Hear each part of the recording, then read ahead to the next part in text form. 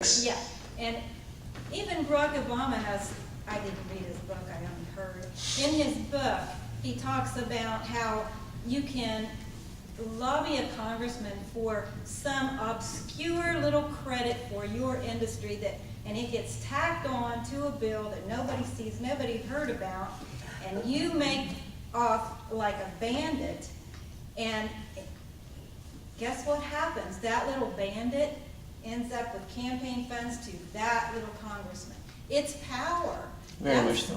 That's what our congressmen are against. They don't want to lose that power. And she's absolutely right. This is where, when we talk about take America back, this takes America back.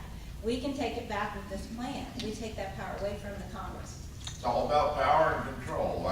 It wasn't about health or any of this other junk. That's right. It's about, we want the power and we want the control, and we're tired of it. Amen. Another question. Have you heard from the accounting industry? Oh, yes. Oh, it's about, despite what you think, I can get about a 50% conversion rate on accountants. About 50% of the accountants I talk to will be like, that's a good idea. And there's a lot of, that's another argument. It's like, oh, what happens to all the IRS employees? What are they going to do? The answer is they're going to find more productive work.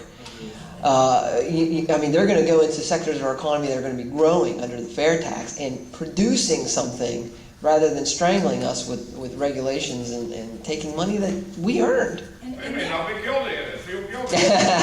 There are CPAs that are in the leadership of the fair tax. Oh, yeah.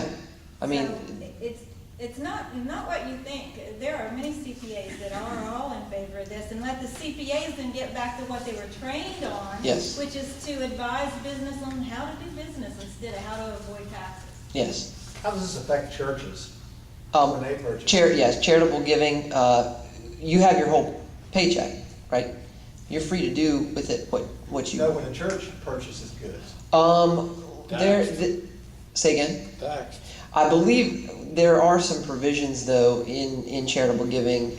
That's getting a little bit into the weeds. I'd have to review that, but I can get back to you on that. There are some provisions under charitable giving, and I don't have them off the top of my head right now, but I'd be happy to get back to you on that. Well, if you go to fairtax.org and you go to the info tab, there's the link for charitable giving, and you can read. There's volumes written on that, and that's just not something that I have on my brain right now. He's not saying giving, he's saying when the church purchases. Yeah, I would look that up. But there are provisions in the bill that actually talk about that specifically. Okay, now today I learned about a bill called House Bill 4646. Okay. It's basically established a transaction fee of 1%. I just heard about it today. Man, I've never heard of that. And I went to the congressional website, searched it, and it was introduced in February the 10th of this year. Okay. And it abolishes the income tax, and it's replaced with a 1% transaction fee.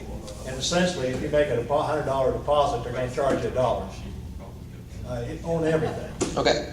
So I just wondered if you heard about that. No, I had not. I have heard about that, but not that it replaced the income tax system. Well, I read it in the bill today. I just read the first few pages of it. It did say it replaced it. Look it up. It's on the congressional website. 4646. Thank you. We have one question back there.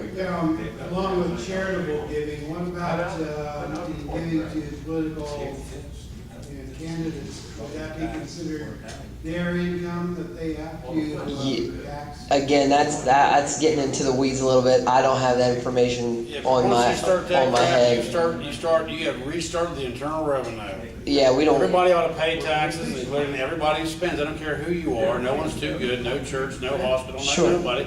Everybody pays. Then you have no. Yeah, The good thing. there's no tax now you have to have breaks. somebody prove that they only make $21,000 a year. Right. There's police there. Yeah, But you said there was no tax until you actually bought something. that is correct. But I don't want. That would be what I would presume. But I haven't read. So in That- other words, if a church goes out and buys a used van, no tax. That would be Go out and correct. buy a new van, tax. That would be correct. There you go. And one So- other point about churches, and this is my own little conclusion here. your churches used to be, years ago, the hub of the community. And one of the things that took them out of that, this is just my thinking, is the fact that they had to comply with tax code. And they cannot, now they can have to consciously make sure they're not involved campaigning or they lose their tax exempt status. Well, 501c3. there you go. The old churches in Guess what this area happens? is- If you don't have an income tax, what's to lose? So the churches become able again to participate however they wish into the political process. I think that's a good thing.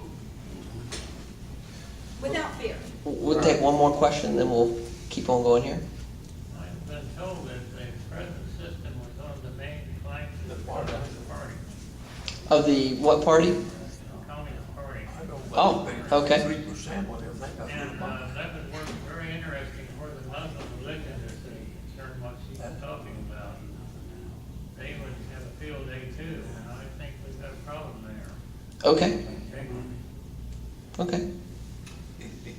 Being a pastor for over 20 years on the streets of Parkersburg, I have talked to many churches about why they don't bring their people to the Tea Party, why they don't send them out to get knowledge.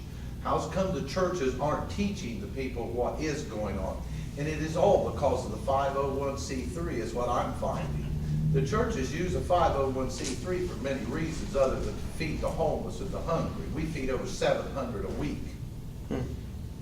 And so we just put 1,200 children in school with clothing and pencils and book bags and whatever they needed. But that's done by you, the people, and some other churches donate. But the 501c3 is not a good entity. The Bible tells us that God will supply our needs. Well, not anymore. If all churches would do that, John, the government wouldn't be needed for charitable work. Of course, they're wanting to take over. We'll do one more question here. It's not a question, it's more stated, churches are bound by their tax exempt status, but, I'm affiliated to a Christian school. And what we do we cannot do Republican or Democrat. What they do is they will bring both sides in, which allows, the fellowship or the parents or people within the community to come to that candidate forum. And I don't totally agree that churches in this area encourage members to be involved. Okay. Well, thank you very much. Appreciate it. We'll keep going here. So, if this sounds like a good idea to you, this is the next step. This is our website, wvfairtax.org. We are the Fair Tax Movement of the Mountain State. And this is our home page. All the information that you heard tonight, you can get on my resources page. We have a calendar for events. We always have our next event posted here. This is a screenshot. It's a little old. It was from the summer from last year when I was doing a speech in St. Mary's. But the main part that I want to direct you to is this join in link. It gives tons of ways for you to get involved, contacting your congressman, joining one of our actions.